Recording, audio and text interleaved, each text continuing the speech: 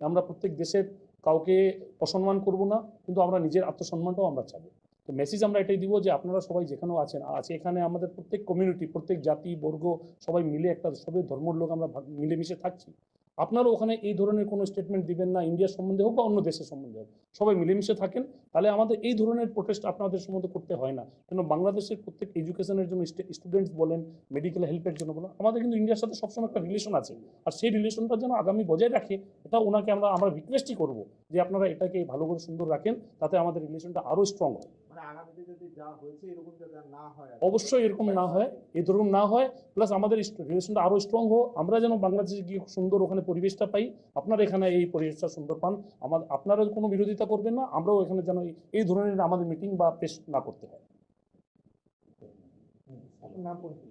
আমার পরিচয় হচ্ছে পবন কুমার পুরোহিত, Alipurduar district hotel and resort অ্যাসোসিয়েশনের আমি জেনারেল সেক্রেটারি। আর আমার পাশে বসে আছেন আলিপুরদুয়ার বাংলাদেশ অব্দি পৌঁছায় যে আমাদের এই যে আগের মতো যে রিলেশনটা ছিল, আজকে ভাই ভাই ভাই বোনের যে রিলেশনটা ছিল, সে যেন বজায় থাকে। আর আমরা যেরকম সম্মান করি ওদেরকে, ওরাও যেন আমাদের সম্মানটা যেন দেয়। আর ওই যে একটা ন্যাশনাল ফ্ল্যাগে যে অপমানের মেসেজটা আমরা দেখছি, সে যেন সম্মানটা আমরা ফিরে পেতে পারি, তাতে আগামী দিনে আমাদের এই রিলেশনটা আরও যেন সুন্দর হয়।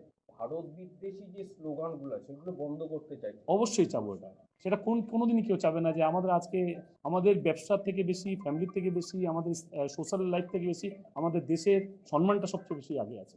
ওর জন্যই আমরা এখানে তো আমাদের ব্যবসার ক্ষতি হবে কিছুটা হলেও, কিন্তু আমাদের এখানে চাচ্ছি যেখানে ন্যাশনাল ব্যাপার আছে, ন্যাশনাল সম্মানের ব্যাপার আছে, রাষ্ট্রের ব্যাপার আছে, সেখানে আমরা চাচ্ছি যে আমাদের সম্মানটা আগে থাকবে, তারপরে সব কিছু নেক্সট সব কিছু।